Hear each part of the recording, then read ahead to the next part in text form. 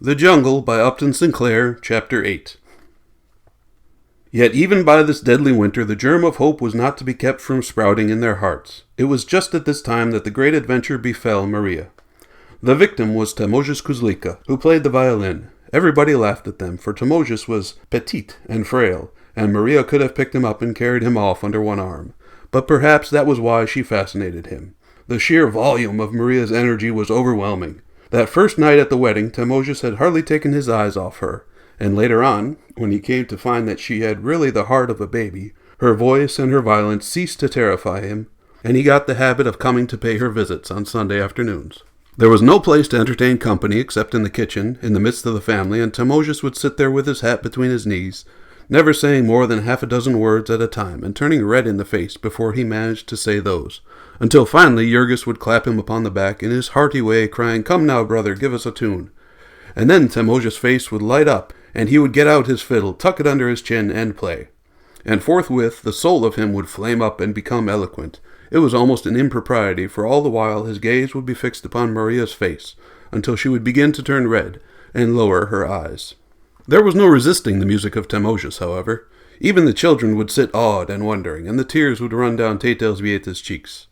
A wonderful privilege it was to be thus admitted into the soul of a man of genius, to be allowed to share the ecstasies and the agonies of his inmost life. Then there were other benefits accruing to Maria from this friendship.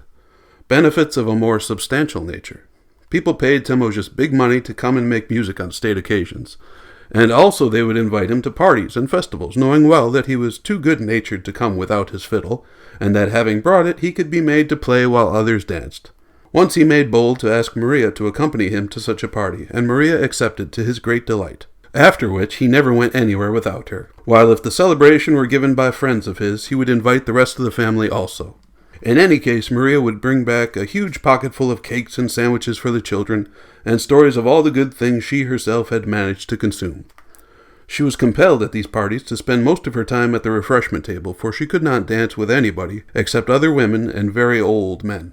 Temozis was of an excitable temperament and afflicted with a frantic jealousy, and any unmarried man who ventured to put his arm about the ample waist of Maria would be certain to throw the orchestra out of tune. It was a great help to a person who had to toil all the week to be able to look forward to some such relaxation as this on Saturday nights.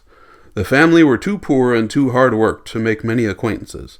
In Packingtown, as a rule, people know only their near neighbors and shopmates, and so the place is like a myriad of little country villages. But now there was a member of the family who was permitted to travel and widen her horizon, and so each week there would be new personalities to talk about, how so-and-so was dressed, and where she worked, and what she got, and whom she was in love with, and how this man had jilted his girl, and how she had quarreled with the other girl, and what had passed between them, and how another man beat his wife, and spent all her earnings upon drink, and pawned her very clothes. Some people would have scorned this talk as gossip, but then one has to talk about what one knows. It was one Saturday night, as they were coming home from a wedding, that Temozis found courage and set down his violin case in the street and spoke his heart, and then Maria clasped him in her arms. She told them all about it the next day and fairly cried with happiness, for she said that Temozis was a lovely man. After that he no longer made love to her with his fiddle, but they would sit for hours in the kitchen, blissfully happy in each other's arms. It was the tacit convention of the family to know nothing of what was going on in that corner. They were planning to be married in the spring and have the garret of the house fixed up and live there. Temozis made good wages, and little by little the family were paying back their debt to Maria, so she ought soon to have enough to start life upon. Only, with her preposterous soft-heartedness, she would insist upon spending a good part of her money every week for things which she saw they needed. Maria was really the capitalist of the party, for she had become an expert can painter by this time. She was getting 14 cents for every 110 cans, and she could paint more than 2 cans every minute. Maria felt, so to speak, that she had her hand on the throttle, and the neighborhood was vocal with her rejoicings. Yet her friends would shake their heads and tell her to go slow. One could not count upon such good fortune forever. There were accidents that always happened. But Maria was not to be prevailed upon, and went on planning and dreaming of all the treasures she was going to have for her home. And so, when the crash did come, her grief was painful to see. For her canning factory shut down. Maria would about as soon have expected to see the sun shut down. The huge establishment had been to her a thing akin to the planets and the seasons, but now it was shut. And they had not given her any explanation. They had not even given her a day's warning.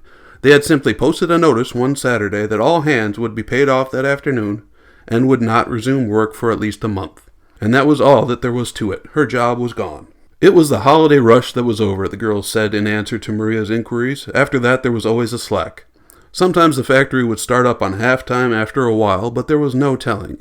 It had been known to stay closed until way into the summer. The prospects were bad at present, for truckmen who worked in the storeroom said that these were piled up to the ceilings, so that the firm could not have found room for another week's output of cans. And they had turned off 3/4 of these men, which was still a worse sign, since it meant that there were no orders to be filled. It was all a swindle, can painting, said the girls. You were crazy with delight because you were making $12 or $14 a week and saving half of it, but you had to spend it all keeping alive while you were out, and so your pay was really only half what you thought.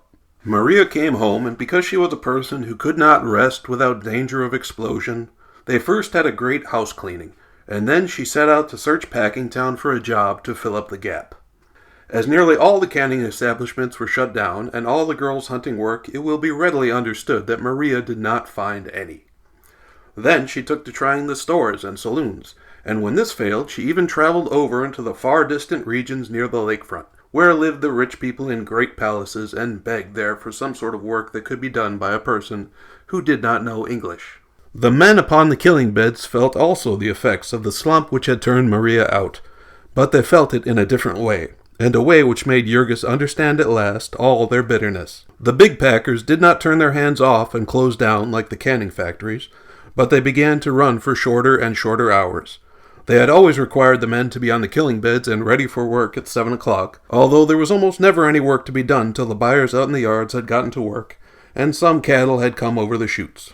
That would often be 10 or 11 o'clock, which was bad enough in all conscience, but now, in the slack season, they would perhaps not have a thing for their men to do till late in the afternoon, and so they would have to loaf around in a place where the thermometer might be 20 degrees below zero. At first, one would see them running about or skylarking with each other, trying to keep warm. But before the day was over, they would become quite chilled through and exhausted, and when the cattle finally came, so near frozen that to move was an agony. And then suddenly the place would spring into activity and the merciless speeding up would begin. There were weeks at a time when Jurgis went home after such a day as this with not more than 2 hours' work to his credit, which meant about 35 cents. There were many days when the total was less than half an hour, and others when there was none at all. The general average was 6 hours a day, which meant for Jurgis about $6 a week. And this 6 hours of work would be done after standing on the killing bed till 1 o'clock, or perhaps even 3 or 4 o'clock in the afternoon. Like as not, there would come a rush of cattle at the very end of the day, which the men would have to dispose of before they went home, often working by electric light till 9 or 10 or even 12 or 1 o'clock, and without a single instant for a bite of supper. The men were at the mercy of the cattle. Perhaps the buyers would be holding off for better prices. If they could scare the shippers into thinking that they meant to buy nothing that day, they could get their own terms. For some reason, the cost of fodder for cattle in the yards was much above the market price, and you were not allowed to bring your own fodder. Then, too, a number of cars were apt to arrive late in the day, now that the roads were blocked with snow, and the packers would buy their cattle that night to get them cheaper, and then would come into play their ironclad rule that all cattle must be killed the same day they were bought. There was no use kicking about this. There had been one delegation after another to see the packers about it, only to be told that it was the rule, and that there was not the slightest chance of it ever being altered. And so on Christmas Eve, Jurgis worked till nearly 1 o'clock in the morning, and on Christmas Day he was on the killing bed at 7 o'clock. All this was bad, and yet it was not the worst. For after all the hard work a man did, he was paid for only part of it.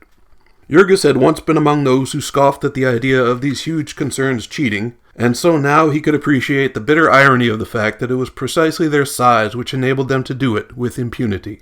One of the rules on the killing beds was that a man who was 1 minute late was docked an hour. And this was economical, for he was made to work the balance of the hour. He was not allowed to stand around and wait. And on the other hand, if he came ahead of time, he got no pay for that, though often the bosses would start up the gang 10 or 15 minutes before the whistle. And this same custom they carried over to the end of the day. They did not pay for any fraction of an hour for broken time. A man might work full 50 minutes, but if there was no work to fill out the hour, there was no pay for him. Thus the end of every day was a sort of lottery, a struggle, all but breaking into open war between the bosses and the men, the former trying to rush a job through and the latter trying to stretch it out.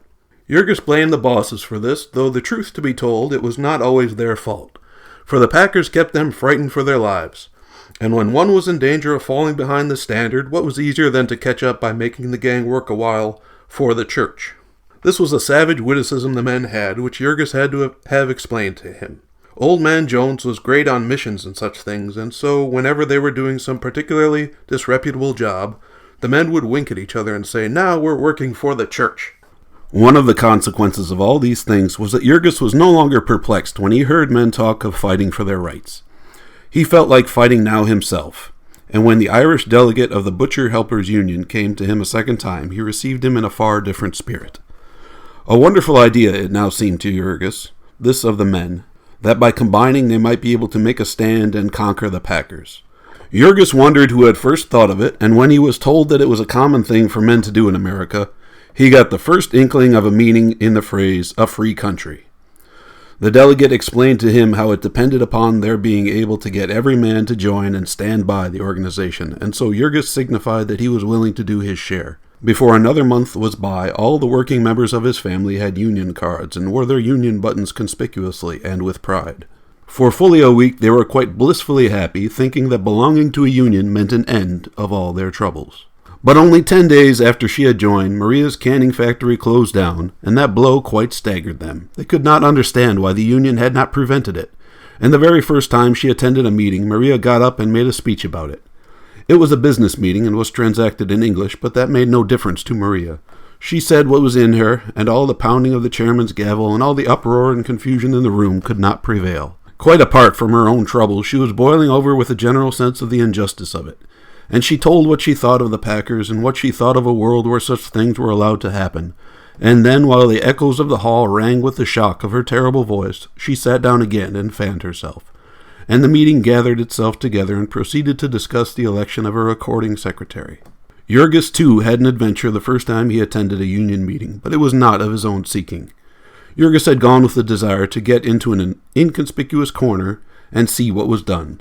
But this attitude of silent and open-eyed attention had marked him out for a victim.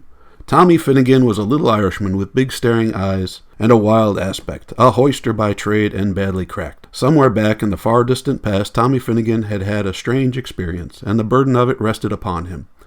All the balance of his life he had done nothing but try to make it understood.